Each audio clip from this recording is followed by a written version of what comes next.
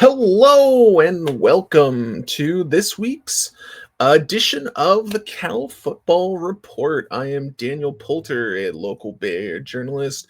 I cover the Oakland Roots full time, and I'm expanding a little bit into the good old Cal Bears. And what a season so far for Cal Bears. They pick up this week a 28-24 road victory against Boston College. Was Boston College the biggest world beater in the world? No, but they went down 14-0 in the first quarter, and a team that got absolutely shellacked by the awful San Diego State picked themselves up and completed a almost last possession drive to win a game on the road in the ACC. They're 1-0 in ACC play, and that's impressive to me. I cannot congratulate this team enough for bouncing back on what could have been a season-ending moment. Yes, there's going to be more tougher challenges in the future, but a loss to San Diego State when you're getting all the buzz and all the hype, and I bought into it too. I was looking at their schedule after they beat Minnesota, and you're like, man, Virginia Tech's not very good. They're not playing Clemson, which now looks kind of funky, though. Not that Clemson would still be the hardest team on their schedule, but they're not playing Miami. They're not playing Georgia Tech. Could this be a sneaky Indiana playoff team? I know it's a dirty word around here, but a sneaky playoff team. And then they lay the biggest egg, and probably a pretty predictable gigantic egg, against San Diego State down in San Diego, a place that strangely they've never won. I know there hasn't been a lot of opportunities against San Diego State, but they have never won down in good old Southern California, San Diego to be specific. But there's a lot of positives that I liked from this performance, especially more just the grittiness. I cannot stress how important it was to me to see a team that lost to San Diego State and then went down 14-0. I kind of saw that I was watching the game, and I saw that first two scores. I went, oh, maybe they just aren't that good. And do I think they are a playoff world-beating team? No. Do I think they could be sneaky good in the ACC with a really weak schedule? Yes, especially on the arm of Jaren Kiave Sangapula-Tele. Anything is possible.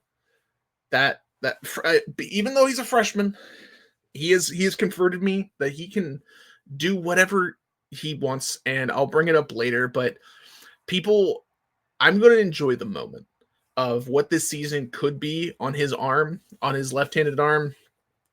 See what he can bring, and if next year something happens, but you have him now. Celebrate now while you have him. I weirdly, and this may just be full copium, massive copium, I think he stays with Cal, and I think that turns into the greatest recruiting chip that Cal has ever had, because if you have him even just one more year, and I think there's a decent chance they, from what I'm gathering, people doubt Cal's alumni base. It got deep, but money is not going to be the issue. It will be because the program is not at a point enough for winning or progress.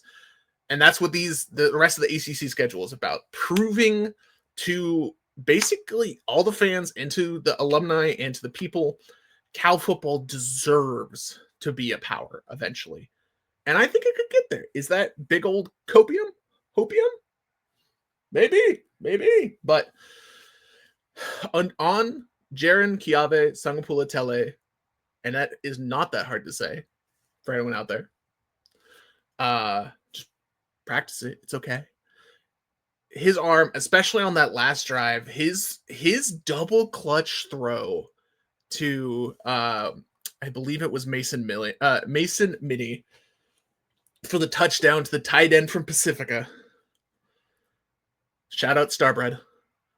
Is one of the most ridiculous throws, because you watch him roll out and he has the first pump, he holds, and then sidearms even harder a shot down the field. Let me see if I get the exact yardage for you. 51 yards. It was probably about a 35 yard pass, but normal good quarterbacks, one, can't get away with that throw, And 2, they don't attempt to throw it over 3 guys, and he places it perfectly right where, and shout out to Mason Minnie. He also realized the scramble and went off of his route and broke free enough to find an open lane for him. But then Jaron Chiave sung Pulatele. God, that's such a good chant. He was able to find him, and he was for 22 passes completed for 34 attempts for 254 yards, 2 touchdowns, and interception. That will win you football games. The biggest thing that I'm definitely worried about is, even though Kendrick Raphael had 119 yards, 25 carries for 1 touchdown, it feels a little boom or bust to me, like where a lot of times it's just like nothing, 6, nothing, 6. And that's how you get a lot of bad drives. And that's where you want your run game to be able to support Jaron. And so he doesn't have to play hero ball, because that's the thing you don't want, is you have the luxury of his arm. You don't want to rely. It's like if he's able to it's in the right moment, right time, but you don't need to be like, we need him to be Superman. It seems like it's good when you have the ability for him to be allow him to be what he wants to be. But again, this is a true freshman transfer. He's a true freshman. His 5th career start, his first ACC road game across the country. I think it was what was it? 1 o'clock start, maybe 12:30 start. Early morning start from the West Coast as a freshman. And he's the most composed quarterback on the field. That's insanity. I cannot stress how much I am watching Cal football games this season.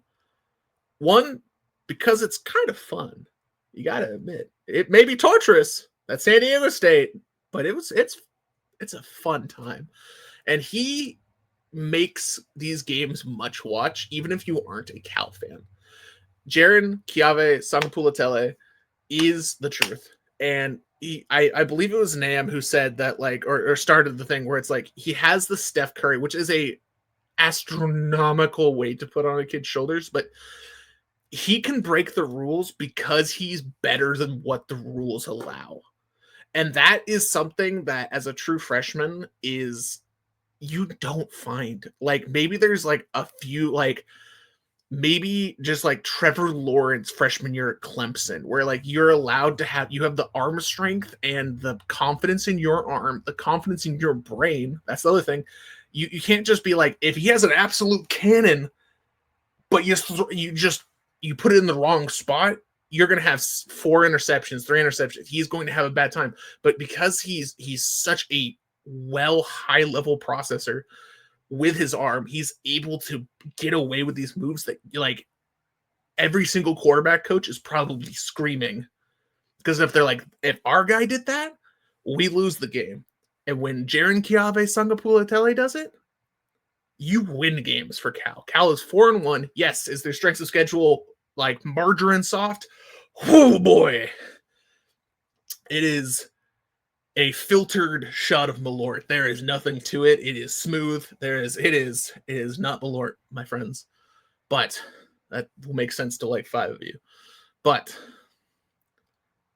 Cal is got past the first test. And what's really, really interesting is a lot of players, I have to shout out in the game-winning interception by Luke Ferrelli. He's I believe he's a sophomore, but he's from the San Diego area, and he absolutely is the next great linebacker at Cal. Cade Ulave is going to be a high draft pick, and he is clearly the best one. But the fall off's not bad, and that people will talk about, we got to keep Jaron, we got to keep Sangapulatele. Making sure that Luke Ferrelli stays in the building this offseason is a high priority for Ron Rivera. Astronaut. Actually, let me see if I can bring up Mr. Ron Rivera right here and show you guys what Mr. Ron has got cooking up here. Let's see if this makes any sound.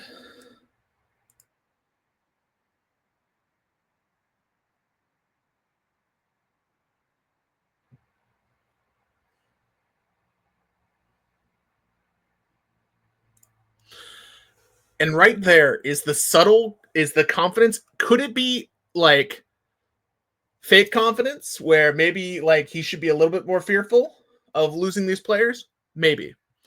But I think Ron Rivera is changing. And like, yes, this is going to be like cliche as shit, but like Cal could be a sleeping giant to me because they have the alumni money. They got rid of the AD slash the people at the school who didn't care about sports. And Cal alumni base with all the money in the world, all the tech money in the world, all the lawyer money in the world. Keeping players with money is not the issue. It's like I said before, it's convincing these players. And like a great example is Jake Endries, tight end. Absolute baller for Cal. Texas goes, hey, the hypothetical number one pick in the country wants to throw you as his safety blanket, and you're going to be drafted if you go to Texas on transfer. Do I blame him at all? Not in the world.